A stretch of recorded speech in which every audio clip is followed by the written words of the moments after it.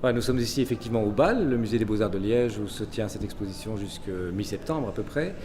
C'est une exposition rétrospective, hein, donc ça s'appelle À l'ombre du silence, rétrospective Comès, parce que en fait on remonte au tout début du travail de Didier Comès.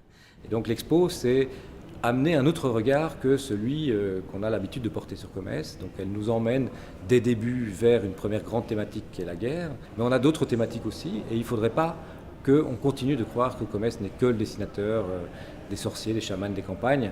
Alors ici c'est le cas, hein. On est dans une salle ici où après un long parcours par d'autres choses, notamment les détails sur les yeux, les mains, les bouches, etc. Bah, voilà, il y a la place aussi pour dire c'est effectivement quelqu'un qui s'intéressait à ça.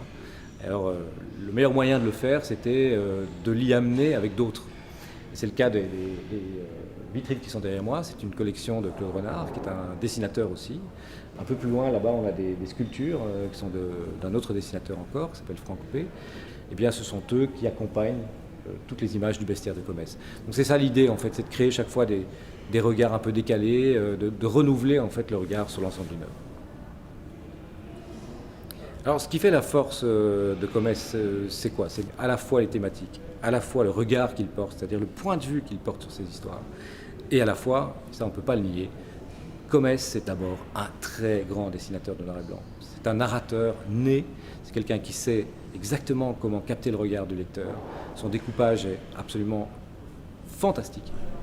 Ma vision de la bande dessinée, disons qu'elle a été très influencée par ma rencontre avec Hugo Pratt, qui est devenu un ami bien sûr, mais surtout par le fait qu'il utilisait beaucoup l'importance du silence. Et à ce moment-là, je me suis rendu compte qu'effectivement, ce n'était pas toujours nécessaire d'avoir des textes pour que l'image soit forte. Et donc, j'ai beaucoup utilisé après cette façon de voir les choses et d'essayer de rendre certaines ambiances sans, passer par le texte qui remplace l'imaginaire du lecteur. Or, je trouve que l'imaginaire du lecteur est très très important. Et j'estime qu'en diminuant le texte au maximum, on donne beaucoup plus de puissance au dessin.